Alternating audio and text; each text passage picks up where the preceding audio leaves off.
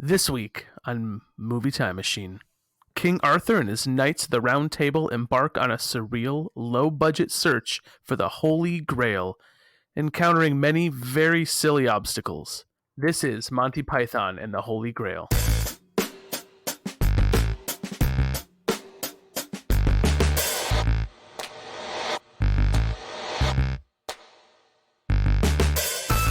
Welcome to Movie Time Machine, your retro movie review podcast where we take movies from the past and relive them in the present. I'm your Time Machine host, Chad, bringing you this week's episode on Monty Python and the Holy Grail. Released in the year 1975, directed by Terry Gilliam and Terry Jones. But before we dive into our movie of the week, let's go around the table and let's do some introductions. First, he's always living one year behind and one beer behind. 1 year and one beer behind. He's always living 1 year behind. It's Casey. Hey, iPhone 6. Boo. And he's finally joining the PC Master Race. It's Jamie. All races are welcome on the PC Master Race. One of us. And our living encyclopedia of movie knowledge, James. Crickets. Insert cricket sound effect. What's going on? What? That was my best, James. That was good. I liked it. That was good. Good. But before we get into our movie discussion, let's go around and share what we've been up to since the last episode. No, I can start. We've been keeping up with the Great British Baking Show. That's apparently the finale just aired. We're on that episode, so don't spoil it. I don't know who wins yet. But I actually was motivated over the holiday weekend. I had a Raspberry Pi sitting around, and I set up a Retro Pi. If you're familiar with that, it's basically like a little emulator machine that you can plug right into your TV. But it also lets you run this software called Steam Link. So I can now play the games that are installed on my computer down in the office directly on my TV upstairs, so you can actually stream it to a different TV via that device. Oh, nice. Casey, that was only a little confusing because the show you were watching was Bake Off. I don't know if you did that on purpose. I thought you were talking about a physical Raspberry Pi. Not both. Right, yes. right. That was like So I transition. first made the dough. Dude, I was with you didn't jam. lose me there, Casey. I was following you through all the way. Yeah, sorry. Raspberry Pi is a small, a little microcomputer. They're like literally $40 little chip computers that have an HDMI port and Wi-Fi, and you can run crazy things on them. I've got two of them in my house actually running various things. I've got the one that I just mentioned, the Retro Pi. I also have one that's kind of plugged in my utility room that runs like my home automation software, so I can. Like my Christmas lights I have on running on this software that I can, turn them on and off from my phone, set schedules. I've got a few light switches installed around my house, but it also hosts other things like my network-wide ad blocker and junk like that. So yeah, Raspberry Pi is super cool. Anyways, back to the real thing that I'm up to is video games. Through that thing, I've been playing Star Wars, the Jedi Lost the Fallen Order game. That's been super cool. Damn it, I was on mute. Just like you said. No, I was waiting for you to jump in, Chad, on Fallen Order. I was going to let you dance for a little bit. Oh yeah. Well, Casey, I too have been playing Jedi Fallen Order. I've been playing on the PS4. I just picked that up with the most recent Black Friday sale. I think it was like $20 on sale. So yes, that game is excellent, even though it is about a year old. Having a lot of fun with that. Then also in that Black Friday sale, I picked up the Cuphead game on PS4 as well. I had been playing that on Xbox, but I was sharing that game with my nephew, so I wanted my own copy of it. And I got on the PS4, which I enjoy that controller more than the Xbox. And yeah, got through that. It's a lot of fun, very challenging, but has some of the coolest art style, kind of like this old... early, like kind of like 30s, 40s kind of cartoon art style. It's really wild. I would check it out. At least watch the YouTube videos of it. It's a lot of fun. It's nice living in the past, right? Things are cheaper when you stick to games that have been out for a long time that you're just finally getting around to. Yes. I mean, I feel like this is like the most video game time I've gotten around to actually doing in quite some time, probably in over a year. So if maybe even longer. So yeah, it's been nice. That's You crazy. guys- I feel kind of the same way, and it's funny that that both of our video game times are kind of coinciding at the same time. That's hilarious. Yeah, with the same game. Yeah, That was that's awesome. really funny. Do you guys remember the last game you paid full price for? Just out of curiosity, like at launch, Yes, like gotta have I that. do. Yeah, I do. It was Red Dead Redemption 2. Oh, Yep, I nice. bought that one full price at launch. Full That price, was. and I played I it for think that like was it, 2 yeah. hours. Did you not like it? No, that's a game I feel like it's so I good. need a lot of time to like. Yep. I can't. Those are games that you can't really sit down for an hour. No, you At need a like time, two, like at least like a 2 good or 2 hour 3, stretch to really advance yourself. I think. Yeah. Chad, what's the last game you bought full price? Me? You mean Jamie? What? Yeah, oh yeah, Chad just, was sorry, Red yeah, Dead, too. Jamie. I think it was Battlefront 2. I think for Xbox One. Yeah, I go nuts for those games. I think those are the ones I play the most. Co or no, not co-op. God, what's it called when you play a lot of people online? I'm getting Like old. MMO, like a massively multiplayer. Yes, MMO. Thank you. Deathmatch? Or matchmaking. Yeah. Yeah. Matchmaking? No. Sounds like Like a Deathmatch? well, that's not like a battle royal, is it? Like a Fortnite like battle royal. I haven't played Kind really of. Battlefront It leans more Call of Duty, but yeah, similar. because spirit. that's you're playing against real people and you're playing against computers flying around and coming at you too, right? Like non-player characters. No, I don't think there's any NPCs. It's only in- legit real people in that game. Yep. Oh, nuts! so is that considered PvP or PvE? PvP, dog. PvP? Okay. Player versus player. Because what's PvE? That's like what we're playing, Fallen Order.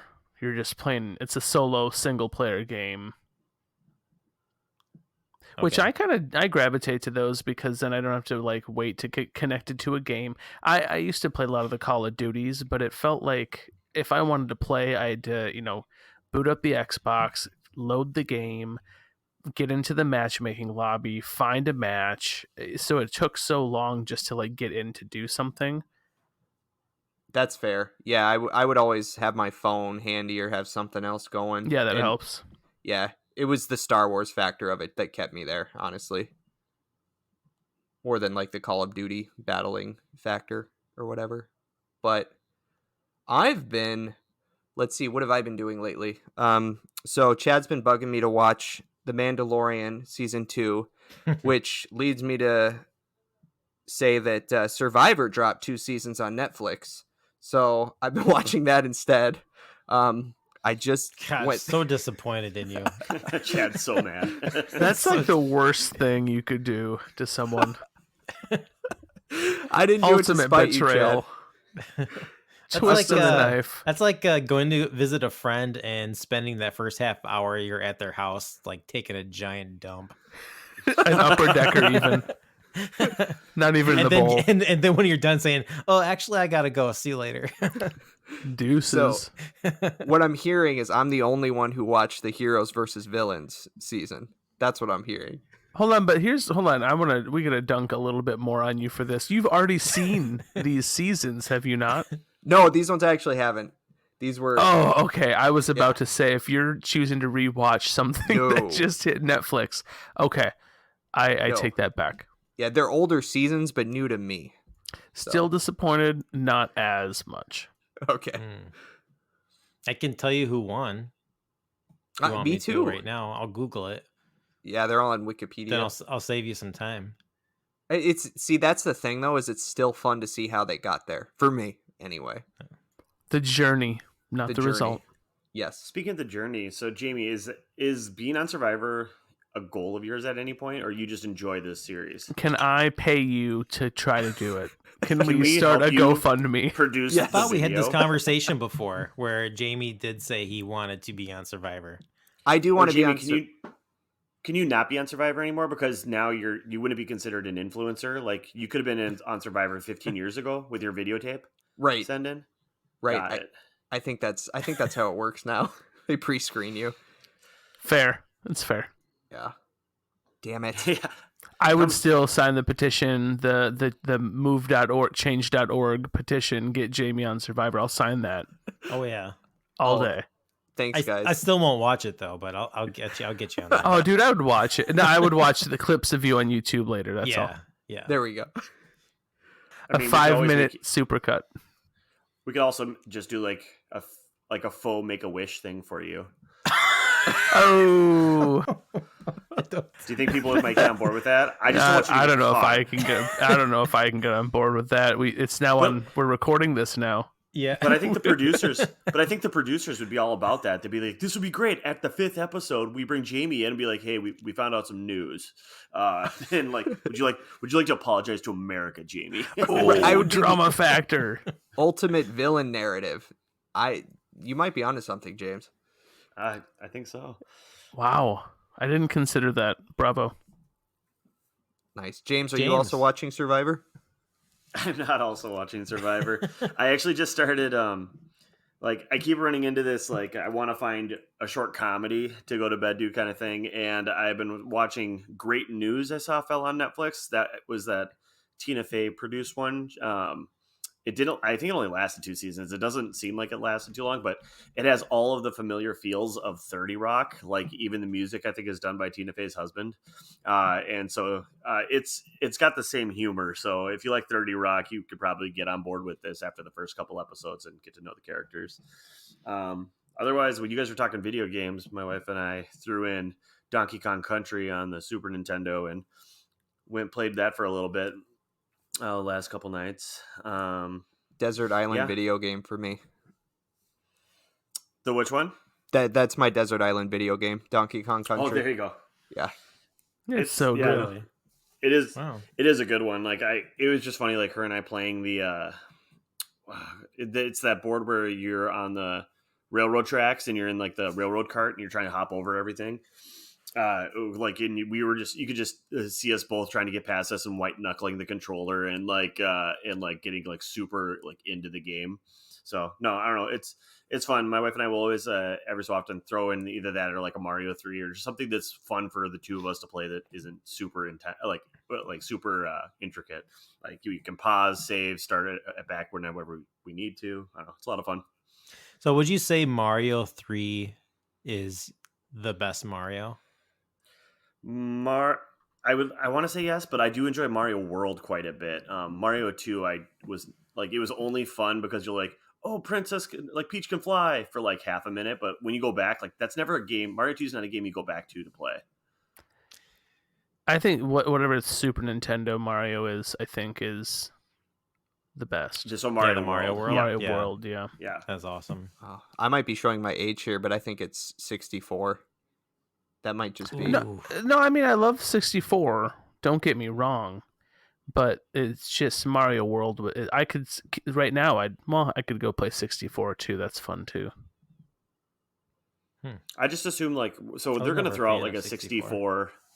64. They brought out those classics like classic Nintendo, classics Super Nintendo. The 64 is probably gonna come out as soon as the Switch dies down a bit. Is that kind of what we're thinking? Well, you can already get that game on the Switch, can't you? In like there's a classics pack or whatever you can get from the they just store. released it. So I think you It's can like get Mario 64, Yeah. Sunshine, and which I think Sunshine is my favorite 3D Mario. Sunshine. that I played. didn't play through, so you're saying I need to get through that one? Yes. Okay, I should do that. So speaking of video game time machine, Hey, man, this is good. This is cathartic. This is good Yeah. chats. It is. It's a conversational podcast. Yeah, I like video games too. Yeah, he turned 30 this year too, right, Mario? Oh, dude. Oh, I thought you were talking about me. My birthday was yesterday. Oh, happy birthday! Oh, I happy turned birthday. 34 yesterday. Birthday time machine. Yeah, right. Cool. We're almost exactly, well, I guess off by like 6 months. So like 9 years and 6 months apart. You're on the third. 6-3. Yeah. Good birthday. Third's a good birthday. But yeah. All right. So now on to the film. Monty Python Search for the Holy Grail. The search for the finding of the Grail that is holy. Oh yeah, James, you missed it, but I called you our living encyclopedia of movie knowledge. So you Oh, need to I live up to that now. appreciate that earlier. I was gonna say this movie might not. Thank you. This movie might not do me justice to like to give all my knowledge towards. I only watched this movie for the first time maybe 6 months ago. Whoa. So that'll be wow. interesting to like Okay, all hear right. your Yeah. take on it. So then. like I was debating, do I rewatch this for the cast? Because I'm like, I watched this only a short time ago, but I'm like, but also in the same sense, you guys can probably quote it very well because of you probably had watched this growing up and I did not. So as much as I can, quote like The Wizard, like you guys could probably quote this like pretty well. So I thought I should probably watch it and then at least get some of my favorite scenes, because the scenes I remember very well, like the situations. But as far as being able to quote them or like really go back to it, I needed to watch it again. So I did watch it again last night. So it is fresh for me. Okay, well, let's do something different. Instead of like talking about the films and the Oscars and the budget, let's do that towards the end. Let's just get right into our thoughts on the movie and just how, since the movie is going on, it's like 35 years old. Yeah, is So- this what's the oldest one that the pod here has done? Well, did this Jamie one and come I out first, did. or What's that? well, sorry, I was going to say it was probably Space Odyssey, or did that come out 76? No, I think Space Odyssey was like 68 or something. That's what I thought it was earlier. So Yeah, because it Is was that before the oldest moon one we've done landing. then? Yeah. Jamie and I, we did The Mummy, like Oh, just okay. the both of us. Nice. So. Yeah, I that'll guess that- probably yeah, you're hold right. the Technically did title. for- that probably for some 1933. time. Sometime. yeah. Else we do So we do- like till we're Birth like of a the jazz Nation or singer. something. Yeah. Yeah. 2001 was 68. Good call. Well, I can start with, just since this is the one I picked, I can just kind of go through my quick thoughts, because I actually want to hear what you guys think, because you're right, this is a movie that I essentially grew up with. When I was super young, which might not be super appropriate, my mom was a big fan of Monty Python because her dad had gotten her into it.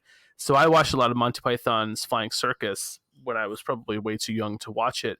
And I think it was my like 13th birthday, I asked for the box set on DVD or something like that. So a huge Monty Python fan. This is I remember getting this movie on like the special edition DVD when I was a teenager. I think I bought it at a Hot Topic at like the St. Cloud Mall, because I lived up because I lived up north, and so we were like in St. Cloud at the mall. And I was Does like, I everybody gotta else get have this this very movie. specific visual for that? By the way, the Hot Topic at the St. Cloud Mall. Yes. Like, I feel like Oh, I yeah. feel like I can smell I was there with you. Might have been there the same day, my friend. But I got like the special edition DVD. I still have it to this day. The one with like they do the Camelot scene in Lego. There's like a special edition in there too. But yeah, grew up with this movie. Love this film. I have most of it memorized. It was. I haven't actually watched this in quite some time, so it was really fun to kind of watch it, and I could just like recite the lines in my head right before they even happened. That's how familiar I was with it. Yeah, I guess I as someone who was pretty obsessed with it growing up, I'm super interested to hear other people's takes. To me, this movie, it's essentially exactly Monty Python. It's a series of sketches that vaguely follow a storyline.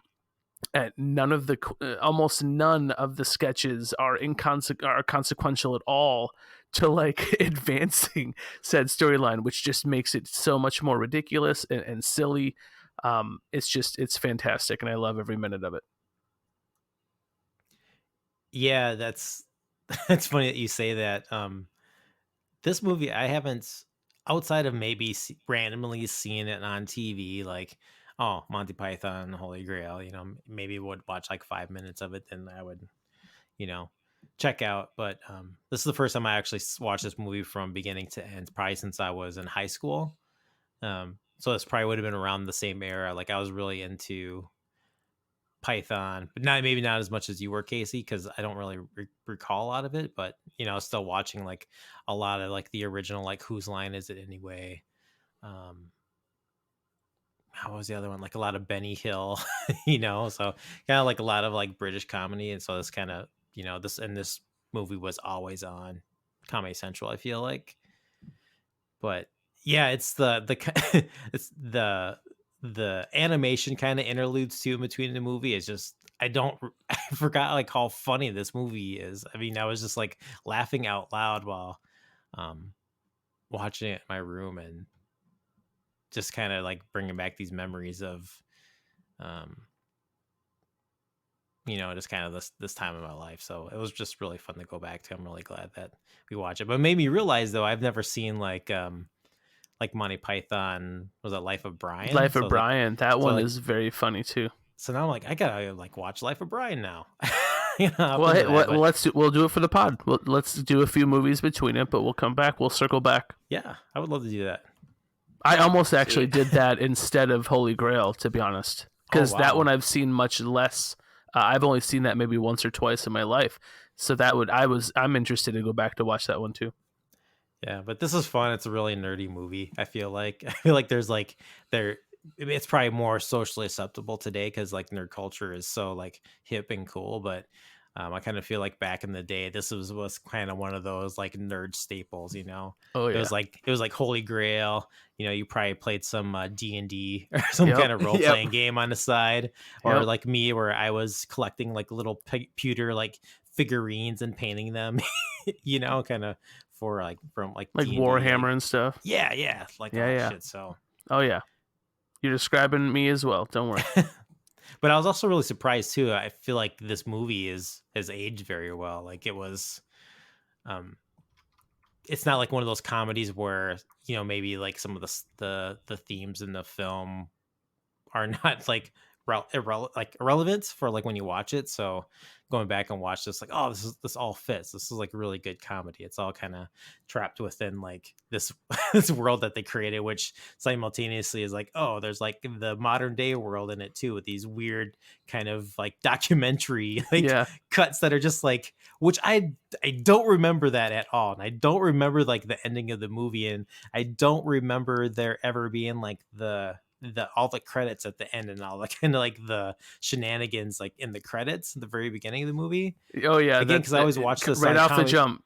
Yep. Yeah.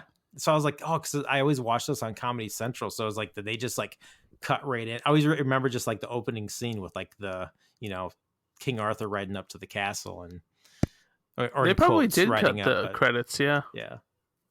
I do wonder though if there was a legitimate like seizure warning reason for cutting the credits on regular TV. You know what I mean? Maybe.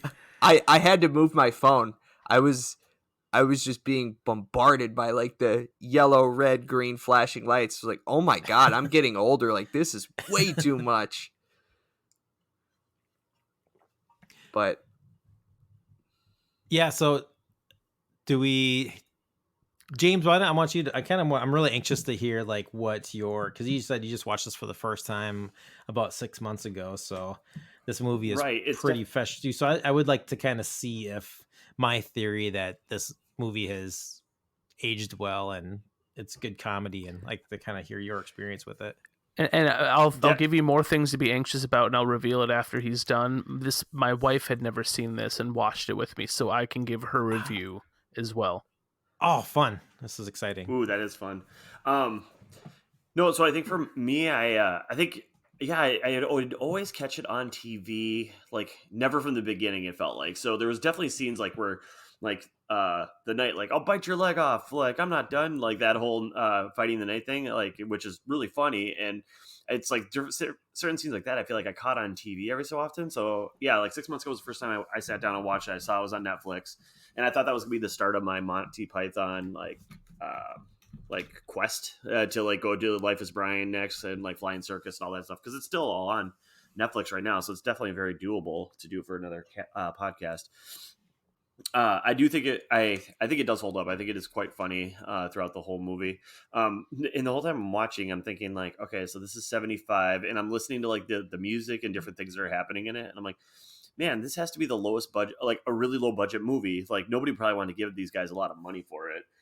So we'll probably get into the details of that later. But then I'm also thinking, so as I'm watching, I'm going, man, but it's like whoever composed the score is like really amazing. And as I'm going through IMDb, I'm like, oh, that's because none of this is original music. This is all like stuff that they found. I'm like, this makes so much more sense. Because I'm like, man, this is like really, really deep for a movie like this.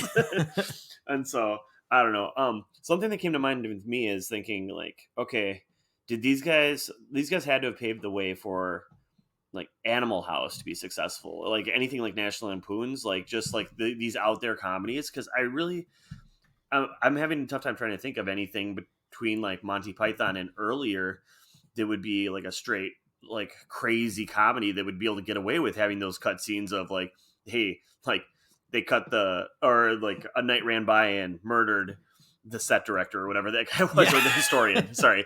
And then all of a sudden the Bobbies are there trying to figure out what the case, like there's just stuff like that that's so out there. And then even adding the animation in there, which I agree was really, really, I thought was very clever for the time, them being able to do that.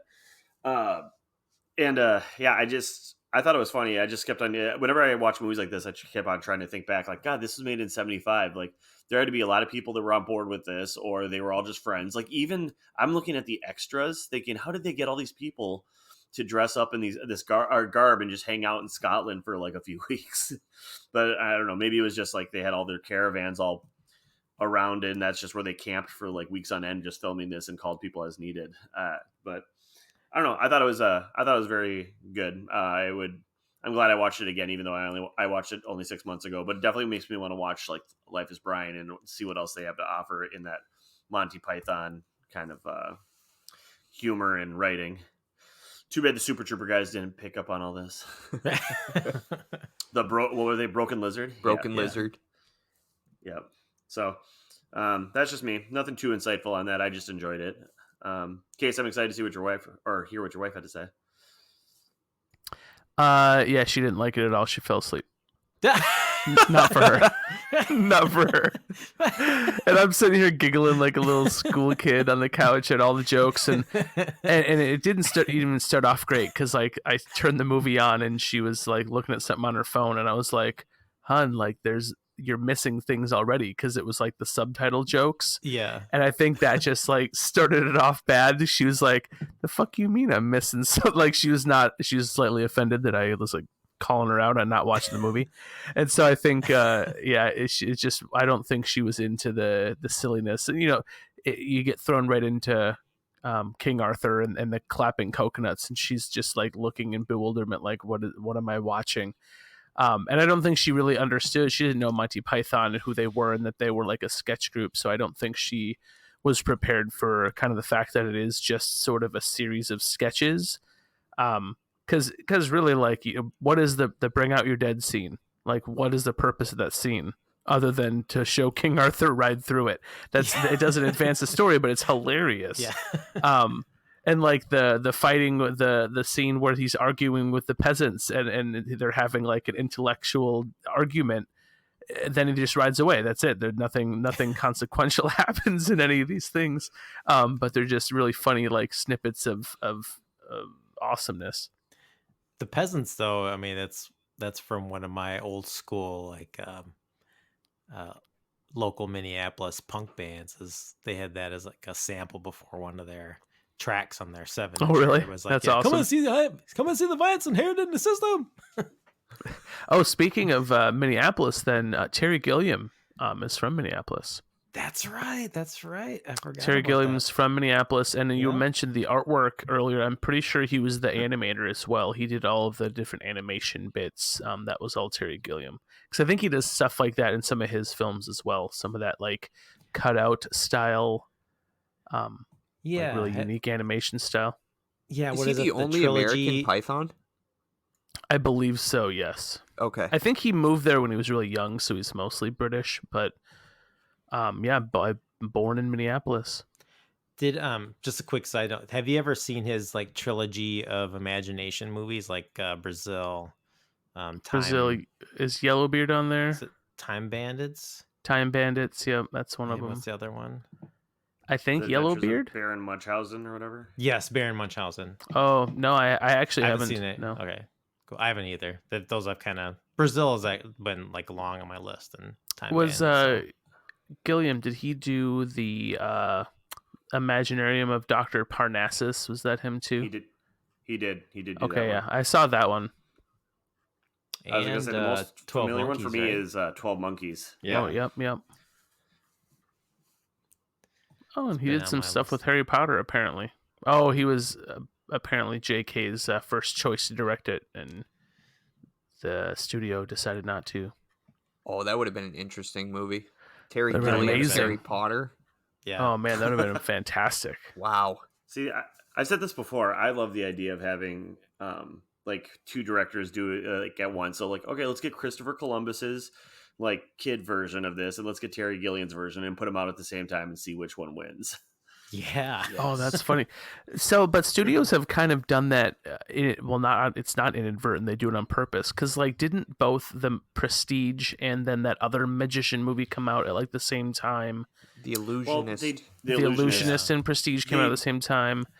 There They was a do, movie but with it's like rival studios for sure. yeah, there was a movie Like, with what is it? Armageddon and Deep Impact came out at the same time. Dante's what was Peak, that? the volcano or whatever. Chad, don't say You've never seen Armageddon. You're right. Yeah, you're right. I heard that Dante's Peak and soundtrack Volcano. so much. Though. Yeah, Dante's Peak and Volcano, and then you mix them up sometimes because you've seen them both, and you Dante's like go, Peak. "Oh, this scene's in one, but not in the other." Movies, But man. wait, we haven't heard from Jamie yet. Oh, I love batting cleanup. You guys know I do. It's Chad. It's well, funny. James always says you go last because you steal all of our ideas. I'm about to steal yours. Buckle up. No, I had two of the exact same thoughts. I'll give you two thoughts we shared and one that I had. So I thought the same thing. I was like, man, for a comedy that's as old as this is, it really holds up. And like you said, there's, I don't know, a lot of 2000s comedies have like offensive jokes rewatching now. And you're like, wow, that wouldn't fly in 2020. And I'm hard pressed to come up with one in Holy Grail, which means they're just joking about different things.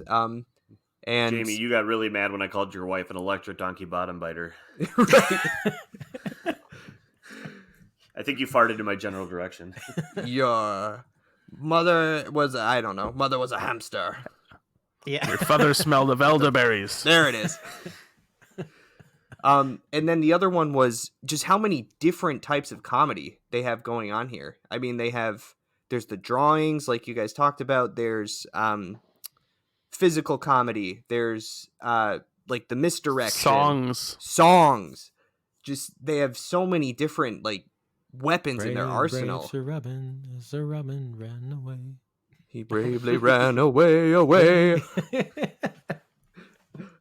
That's what I hear in my head whenever someone says Monty Python. By the way, that's the first thing I think of. But the other thing too that I thought of was so I guess like a good comparison would be Mel Brooks and his movies and just kind of like the parody style. Yeah. And I think I kind of prefer Monty Python. I don't know what it is about it. It's maybe some of Mel Brooks' stuff is kind of too on the nose for me. I've never been a big Spaceballs guy, but I love Blazing Saddles. So I don't know. He's kind of hit or miss for me.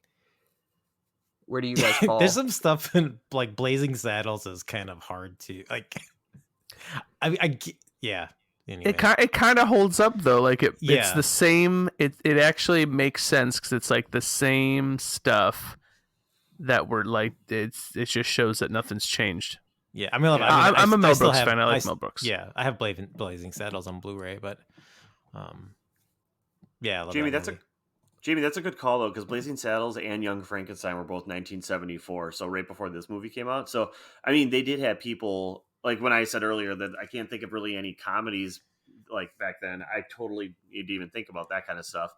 But again, I bet those Mel Brooks ones, besides Blazing Saddles, maybe some of that might not hold up as well. But right, I'm sure like, the Young Frankenstein stuff, like I don't know, I bet that some of it holds up because it's not. I don't know. We still had censorship. Like some of the things we couldn't say, we were not desensitized towards it yet. Yeah, that's true. We were building towards it. I did, as far as liking Mel Brooks. I did buy Mel Brooks's like collection, probably a couple years ago, and I still have yet to go through all of it. I think I was most excited to watch Robin Hood Men in Tights and Dracula Dead and Loving It Again. Like I feel like, and those are probably two of the worst ones of his. But I just remember like those are the ones that like when my brother and I would go visit my grandparents. Like like in the summer, like those were two specific movies that were out that we'd either always rent or we would go see like 6 times because that's what was at the theater. Men in Tights makes me laugh. That one's funny.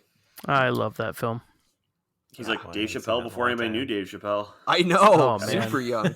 Dude, it set the tone for him to be in Con Air.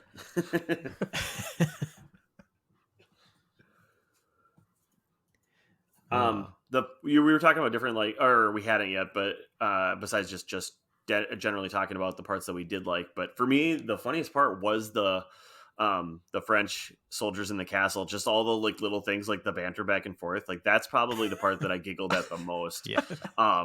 So I besides a couple things that we already said, I don't have any direct quotes going on for them, but that's where I was just kind of laughing at like what they were saying, and like the English were like, we can barely understand the French kind of thing. And I'm like, wonder how this played over there. Right. Yeah, I love silly, ridiculous humor. So some of my favorite bits are when they're having long, drawn out discussions with one person at the base of a castle, the other person up on top. Like the opening conversation. Just I love how, and that's the whole punchline is that it gets ridiculous and they're just talking about birds. But they go on, and they're just hollering from a distance. In fact, I think King Arthur yells probably 80% of his lines. Like when he's in the Black Knight scene and he's sitting there talking to the Black Knight, he's just yelling in his face. No wonder the dude's pissed and not answering him. Before going back to this, like my long, like kind of remembered scene was always the Black Knight scene. That's always something that we would always kind of quote. But I didn't remember like the wedding scene where it's so good. Butchers everybody. That had me cracking up. But it starts with the long drawn out run up, which I think is so brilliant. The like repeating of the same thing and then cutting to him just aha. It's so good. It's so ridiculous.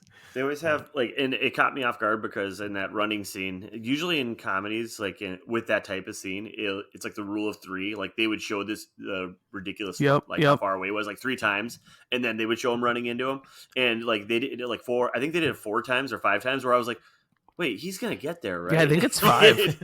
It's 5. I counted. I'm like, oh man, they went. It's like, man, they're really drawing this one out, like, and building up for it. So. But they didn't disappoint, because as soon as he runs in and starts just hacking away at everybody in there, it's pretty darn funny. The best part is when after he's coming down with the owner of the castle, and then he just starts to attack him again once they start yelling. It's like he's walking back down and they start it's just so good. He goes right back into it even after like getting away with it. Chad, I saw you had a few on your list, but the one I didn't see on there was Castle Anthrax. That's the one I always forget about and is one of my favorites. He's going through the castle with, we're young 16 to 18-year-old blondes and brunettes, and you are Sir Galahad the Chaste, and it kills me every time. Yeah, I was just listing scenes off the top of my head there, kind of quick.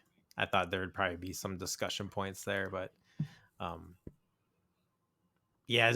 don't know. I was like, I get like the whole like Knights of Knee, that quest, the quest for shrubbery, just to get his shrubs. It's so silly. Roger the Shrubber. Well, and then they start yelling knee at some old woman. The youth. It's just too good. Excuse me, are you yelling knee at that poor woman? Nothing is sacred. Even those who are arranged to design shrubberies are under considerable economic stress at this period of history. It's just so silly. They're like, shrubbery, but not too nice. Make it expensive, but not too nice, or something like that. Like, I don't know. It's just ridiculous. Like, that's the thing, is I think if you were to build it up, like, Case, if you told your wife that it was like, hey, just imagine this more as like scenes of skits, maybe she could get more on board, or I don't know, maybe she was out, like you said, from the credits on. I was actually on my phone during the credits when they came on, and then I looked up and I saw like I started reading some of the ridiculous things. I'm like, oh god, I forgot this was in here, and I'm like, now I got to rewind it, and I can stay off my phone. Next time, put the phone down. I know I usually try to with this, but sometimes like I try to go through IMDb and like do a little bit of research in the middle of watching. So, but usually your research is appreciated, my friend. Oh, not a problem.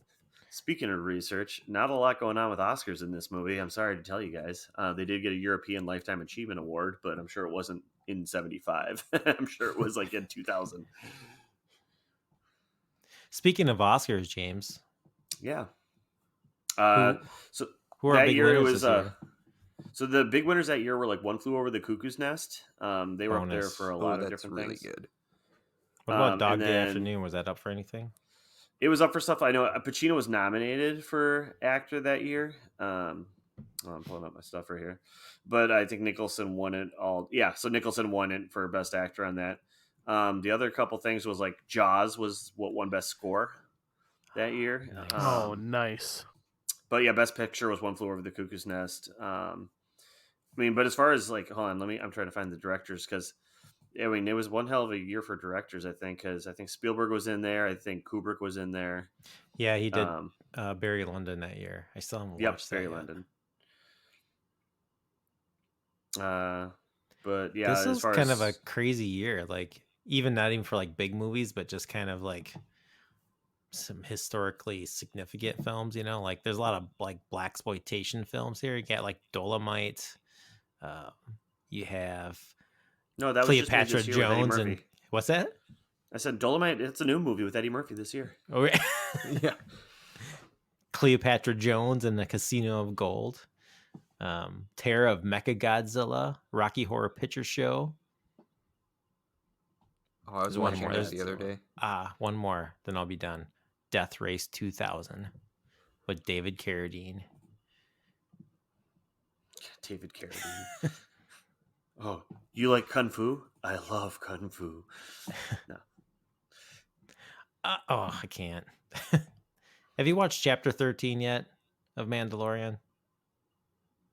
I know you haven't, James. The last one I watched was the one. If you're talking to me, Chad, the last one I watched was the one with you. Or okay. I sent you when I was watching it. By the one with me, the one that I have a cameo in.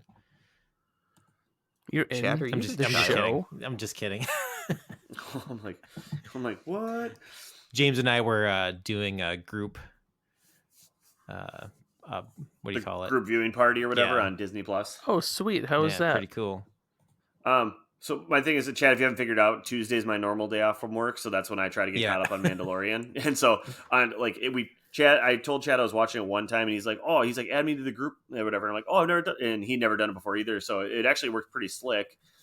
So are you watching at the same time then? Like it's the right. You're watching it and at the it's exact like a same party time. Stream, yeah. Yeah, it's like at the exact same time. Like it didn't do it. I don't think it did it on this Tuesday, but the first time we did it, it even like stopped for like it stopped maybe twice for 5 seconds to sync back up with each other. But it wasn't too out of the way. And then the most you can do with it is on your phone with the app. I can throw an emoji on our TV screen during the thing, like the laughy face or the heart face or just whatever. Oh, did you annoy him the whole time with those? That would be so funny. Just ruin whatever they're watching. The thing was like really intense scene. Smiley face. I didn't want to ruin my viewing experience, so I only did it twice just to do it, and then I didn't do it at all last time. I guess it ruins yours as well. So all's fair, right? So. No, so even just Tuesday, like I didn't Chad and I didn't talk previously. I just sent him the viewing link, and then I pressed play myself, and then probably like 10 minutes into the first episode I was watching, Chad joined, and so. Oh, so we can even join late. That's clever. Yeah. I like that. Yeah, sweet. Yeah, so it's awesome. It is kind of fun. That's really smart though, because no one's watching the same shows anymore. You know what I mean? Because everyone has Hulu or Netflix or YouTube TV or whatever, and. Yeah, half the time it's like, hey, did you see X show? Like, no, I don't have that thing or I'm watching something else. But yeah, to have a way to get people to watch the same thing at the same time, that's really clever. Yeah, you both have to have that thing, though. Sure. Yeah, that's true. Yeah. But but everybody's got Netflix, so I feel like, I don't know. I just feel like with the social distancing and everybody trying to stay at home and be, apart together or whatever it is, I think that viewing party, I was actually kind of more clever than I thought it was going to be. Because Yeah. even Chad and I just chatting through text during the episode, like where we were like one of the cool scenes happened, and we're like, holy crap, like that was awesome. Like just be having that camaraderie together, like how cool was that? So that was fun. I know just last Friday, I think I watched what was it? Oh, I just wanted to watch a Christmas movie I hadn't seen. So on Netflix, they had Bad Moms Christmas, and so I text in my work chat with a couple of guys from work. I texted a quote from that, like that I thought was kind of funny in the beginning. And one of the girls was like, "Oh, you're watching Bad Moms Christmas," and then when she said that, and everybody knew that it was on Netflix. Then I think we were all like 10 minutes behind each other, and they watched it funny. that night too. And so like people were like, so they were texting different quotes throughout the like rest of the night of things that were happening, which again was kind of funny to talk about, but it would have been better if it was all in the synced real time. Well, and Chad, aren't you already ahead of him in Mandalorian? So you were rewatching it with him? Yeah. See, that I think that's the like ideal scenario. That's perfect because you've seen it, so he can like throw a watch link out and you can just jump in and as a rewatch. I think that's what makes it the most like clever. Because what's to stop James? What's to stop James from always throwing a link out anytime he's watching any series for people? That just to get people engaged to come watch things with you. I think that's great. Oh yeah, it's brilliant. I mean, especially in this time now. So. Yeah, so not to spin it back to Monty Python. Yeah, I was scrolling around the Wikipedia and I completely had forgotten. But has anyone? I doubt it. None of you have probably seen or listened to the musical Spam-A-Lot. Yes, which is adapted from this. Yes, you have. Oh, good. That's one of I've seen like probably one hand of Broadway shows in person, and that's one of them. Oh wow! So when I was in high school and this was coming out, and I was a super nerd and was on the internet and people on forums. It was so popular when it came out that people were saying, "Oh, good luck getting tickets for like 2 years." And I was lived in Minnesota. I've never been to New York. I don't know anything about Broadway, but the little part of me was like, "Oh, F that, challenge on." And I happened to find tickets. I think they were for a showing on December 23rd, so 2 days before Christmas. And I was probably still 16, 17 at this point. And so I go to my mom, who showed me Python when I was younger. I was like, "Mom, here's the deal. I have a job. If I buy these tickets, so you buy us plane tickets and we'll go to New York and watch this show." And she was down. So I went to New York and got to see Spam-A-Lot. That's this so is cool. The first and only time I've been to New York City. It was like a few years after 9/11 and all that. Went and saw Spam-A-Lot over Christmas. That's and awesome. It was so warm for some reason that I wore a hoodie on December 23rd when we were walking on the city. It was so nice. It was crazy. That's amazing. But Spam-A-Lot, super funny. I thought I enjoyed it. I haven't listened to it actually in a long time, so I should go back and give it a listen again now that we just watched this. So is that just like a musical adaptation of the? Yes, it's a little bit different, but it's like a Monty Python Holy Grail musical. Yeah, sweet. Yeah, so sorry, just another anecdote. Yeah, rivaled only by Book of Mormon as far as like funniest play I've ever seen. And I think that's maybe why I forget about it, because Book of Mormon was just so good. So if you want to listen to like a funny musical, that's what I would think to go listen to. Agreed. That's one I missed. Oh, my wife got me tickets for us to see that when I was in town for my birthday a few years back, and I had never seen it or listened to it at all, and so I got to see it. It was, oh man, that was a really good show. Awesome. Yeah, Megan did the same thing for me a couple years back. It was probably we were probably the same time, yeah.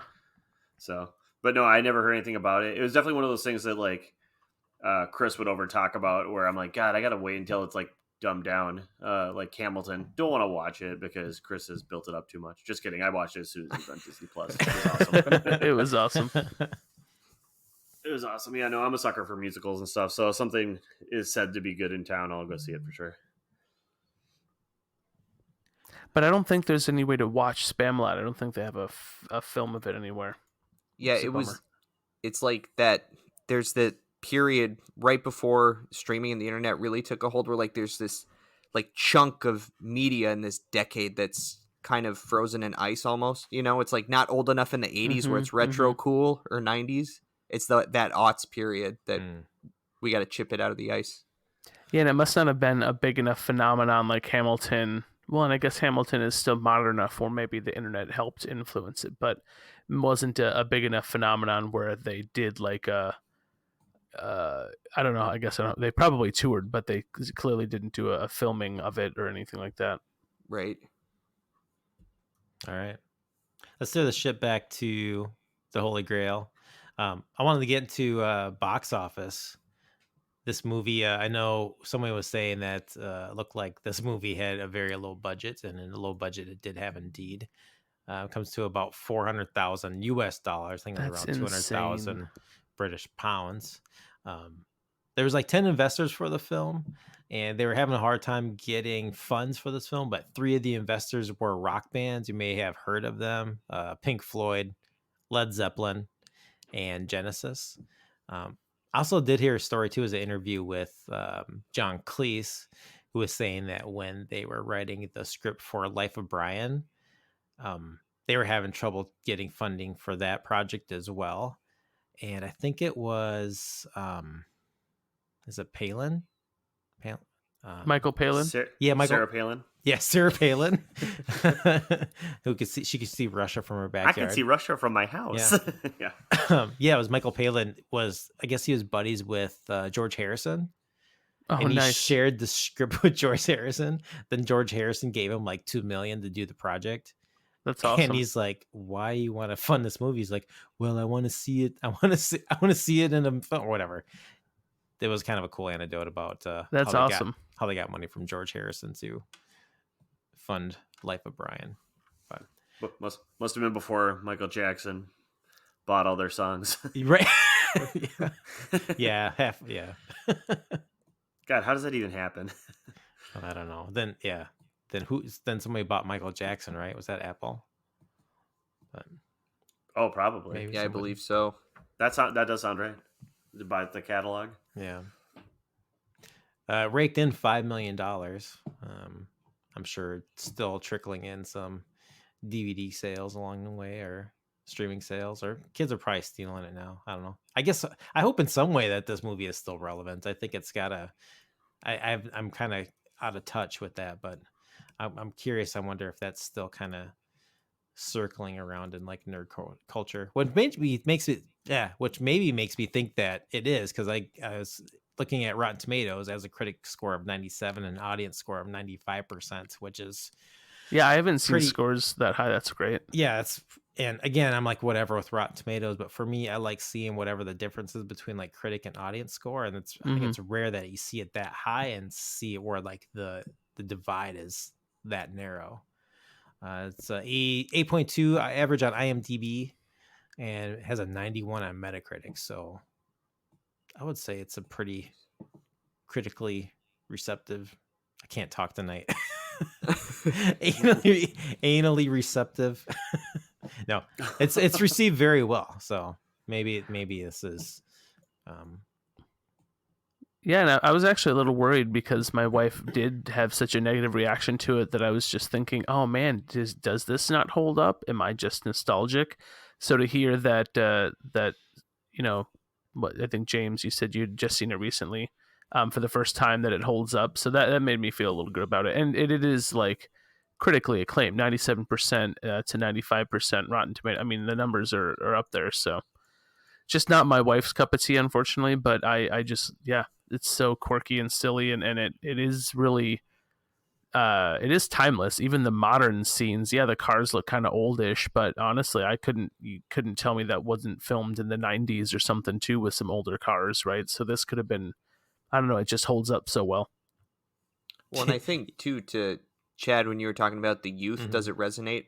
Yeah, I think it will now that Netflix added it, because I think that happens with, I see so many movies that I own, and then Netflix will add it, and I'll think like, oh, sweet, I want to watch that, and I want to watch it because I have it. I just won't put in the DVD. I'll just stream it instead. But I think that's where the youth will probably see it. I agree. I think more recently, I don't have really good examples, but to what you were saying, Jamie, something will show up on Netflix, and then because the Utes are watching it, it ends up being like, hey, it's trending. It's number 8 in the country this weekend, and it'll be an older movie. And I'm like, whoa, that's kind of fun. I found Yeah. another fun fact here about Castle Anthrax. Because So- of course you did. yeah, Like It all the says that- castles are the same castle. Yes. No, it says the costume designer, I guess, advised against nudity, dressing the girls in shifts, which it's a completely different movie if all of the women are nude in Castle Anthrax. Like, I don't think you get that early access point, for high schoolers or whatever. So, Right. I think they made the right call. Right. It's not like Porky's or whatever. yeah, or Yeah. like Kentucky Fried Movie. I don't know if you've seen that before, but I saw it's on Netflix, but I haven't seen it. yeah, it's like the first like 3 minutes. It's just like tits, Oh, jeez.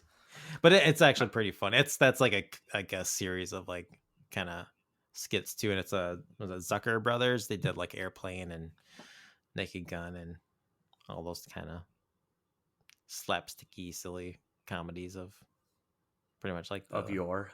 early 80s, late 70s, early 80s. So it does start out though. It's like this news anchor. He's like, the popcorn you're eating has been pissed in. More news at 11. It just goes off like random, like It's like the RoboCop newsreels. Just kidding. yeah. I'll buy that for $1. I was actually kind of curious. I just was looking at trivia as well. But when I was watching it, I started thinking, I wonder if the coconuts are purely there because they couldn't afford horses on the set, and that's exactly why. Right. It just says the famously depicted galloping horses was used by coconut shells. Came from a pure practical reason that the production simply just couldn't afford horses.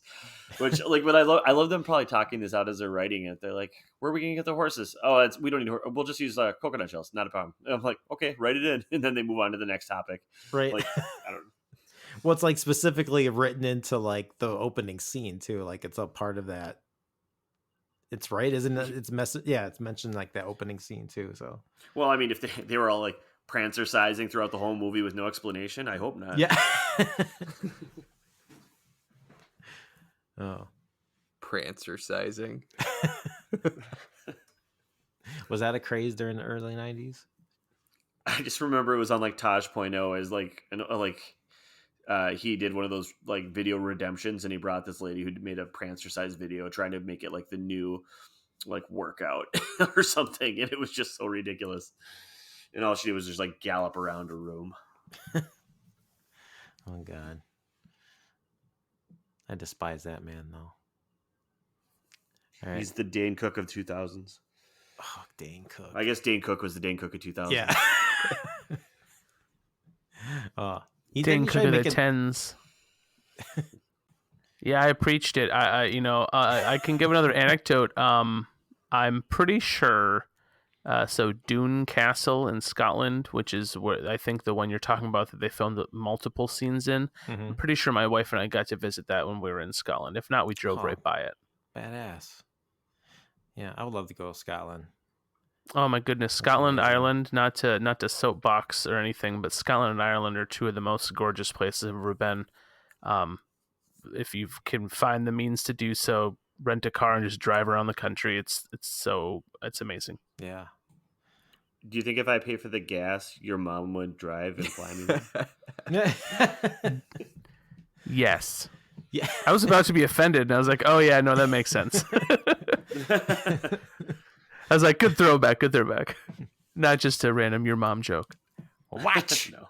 is your name? What is your quest? To go Chad, to Scotland. You're too good at that. Yeah, that's really good. What is the capital of Syria? Arg! What is your favorite color? Blue. No, yellow. I also like the. What a funny way to just die in the movie. Like you just don't know your own favorite color. I also did like the Tim the Enchanter. Tim.